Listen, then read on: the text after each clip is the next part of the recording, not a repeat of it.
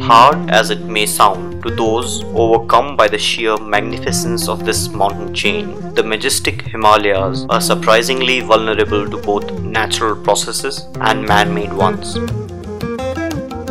The mountain chain is young, and as has been proved in the recent years, it is still geologically active. The Himalayas also feature a fragile ecosystem. For centuries, this ecosystem has remained delicately balanced and has been responsible for the tremendous biodiversity of the Himalayas. Only in the recent years has the ecosystem been disturbed in the various parts due to the processes both man-made and natural. In the last few decades, an intricate network of roads has been built into the mountains, which have made some of the most remote areas more easily accessible. This has translated into a tremendous increase in the number of people who visit the mountains each year.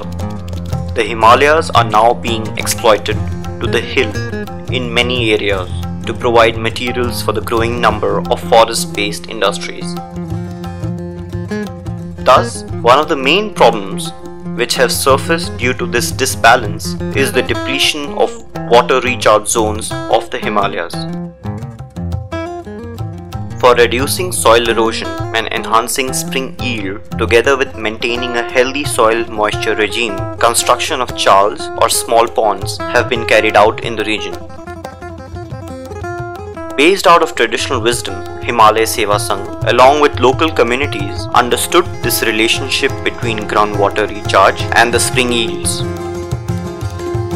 These chals were traditionally protected and maintained by the local communities at crucial locations in and around their mountains. Learnings of the past, that is, the intricacies of the hydrological cycle, were taken into account and adequate attention was given to the recharge zone of the springs for maximizing water availability in the region. As planned, partner organizations along with local communities have undertaken the task of rejuvenating the existing chals by desilting them and also making new ones at crucial locations. This was done with participation and support of the village communities. Furthermore, in certain areas, these communities have been able to do way more than what they had planned.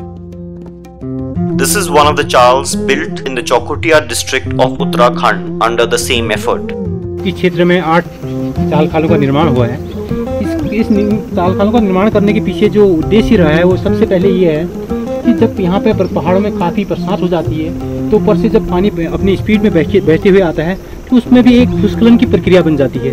तो उस भूस्खलन की प्रक्रिया को, उस पानी के मौसम को रोकने के लिए सबसे पहले चालों में जब वो पानी गिरता है तो उसके मौसम, उसके वेग में थोड़ी बाधा आती है ताकि वो नीचे के क्षेत्र में भूस्खलन न करने पाए। ये सबसे पहले इसका उद्देश्य है। सेकंड जो इसका उद्देश्य है वो ये है कि जब इसमें पानी रुकता है तो इससे नीचे की जो खेती है या नीचे जो हमारे स्रोत हैं, जल स्रोत हैं, उन पे अगर आगे को अगर काफ़ी लंबे समय तक अगर ग्रीष्म ऋतु पड़ जाती है, वर्षा नहीं होती है, तो उसमें काफ़ी लंबे समय तक नमी बनी रहती है और उस नमी के बनने से यहाँ पे जो हमारी खेती किसानी है, चाहे यहाँ पे मडुए की खेती हो रही है, मटर की खेती हो रही है या गोभी की खेती हो रही है, वो परिपूर्ण यानी वो अपने अगले महीने यानी सितंबर नवंबर तक अच्छी नमी बनाई रहती है और वो फसल पूर्ण रूप से तैयार हो जाती है।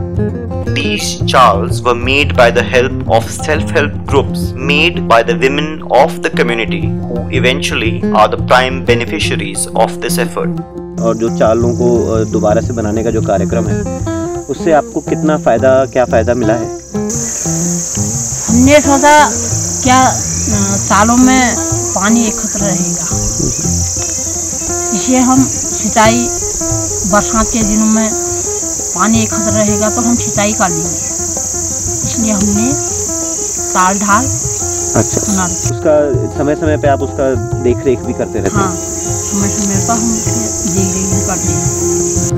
Another area where these chals have been made is in the Babri and Sonadi villages of Kumaon, Uttarakhand. इस पूरे इलाके में ये सोनाड़ी ग्राम सभा में महिला हाट संस्था ने 200 चालों की सफाई करवाई महिलाओं के माध्यम से, महिला मंगल दल और महिला समूहों के माध्यम से, और 8-10 खालों की सफाई करवाई। अब इससे ज़मीन में नमी बनी रह रही और जंगल में जो जानवर जाते हैं चरने के लिए उनको पानी भी मिल रहा है, क्योंकि बरसात में पानी इकट्ठा हो जाता है। और इससे जो ज़मीन में जो ज़मीन का कटाव होता था, मिट्टी का कटाव होता था, वो भी बहुत कम हो रहा है इधर। और नदी भी, नीचे कोसी नदी है तो उसमें भी पानी बढ़ रहा है इन खाल चाल बनाने से। तो और जो पेड़ जंगल में हैं उनको भी हमेशा नमी बनी रहती है और पानी मिलता रहेगा, इसके लिए हमने कोशिश की। तो यहाँ महिला मंगल दल के साथ हम पूरी तरह से जुड़े हुए हैं और वो भी हमारा पूर्ण सहयोग करती हैं। और इसके अलावा सरकार ने भी यहाँ पर 1000-1500 चालें बनाई हैं और खालें बनाई हैं, 500 के लगभग खालें बनाई हैं। और इसके अलावा भी ऊपर एक बहुत टॉप में उडेरी गांव है, वहाँ पे भी 500 तक खालें बनी हैं और चालें बनी हैं बहुत ज़्यादा, 1-1.5 हज़ार तक। तो इस तरह सरकार भी जागरूक हो रही है और संस्थाएं भी इस काम को कर रही हैं। तो इससे हमें लगता है कि भविष्य में लोगों को पानी हमेशा मिलेगा। और जो नीचे इस जंगल के नीचे जो नौले हैं उनमें भी पानी बढ़ रहा है इनको बनाने से। Indwal village in Tehri Garhwal, Uttarakhand also presents an extremely positive picture of this effort. In this place, due to the active participation of the community, an inclusive effort has been carried out where numerous such chals have been made and maintained under the government as well as other organizations involved in this process. चाल से पानी इकट्ठा हो जाता है और जैसे पानी जब नहीं रहता है तो हम उन चालों से अपने भैंस के लिए, नहाने के लिए, पीने के लिए तो गंदा है वो, लेकिन नहाने भैंसों के लिए।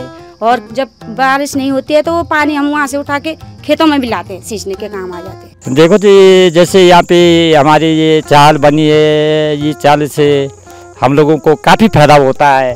जैसे पशुओं को पानी पीने के लिए होता है। नंबर 2, इस पानी से मतलब जो हमारी इसके नीचे जो हमारी ज़मीन है, इस ज़मीन को थोड़ा बहुत मतलब नमी मिलती है।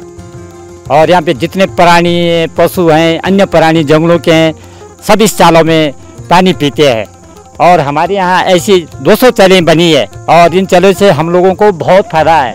हमारी ज़मीन को बहुत नमी मिलती है और जिस टाइम गर्मियों में मतलब गर्मी पड़ जाती है, पानी स्रोतों में कम हो जाता है, तो हम जो इस चाले में बचा हुआ पानी है इसको इस्तेमाल भी करते हैं। ये पानी हमारे पशु पीते हैं मतलब।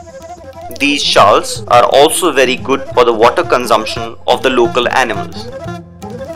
It's an endeavor in future to successfully make and maintain many such chals along with the local communities, keeping this traditional wisdom of recharge zone management alive, as this wisdom is the key to keeping the underground springs and moisture regime at desired levels so that the people of Himalayas have enough water for their needs.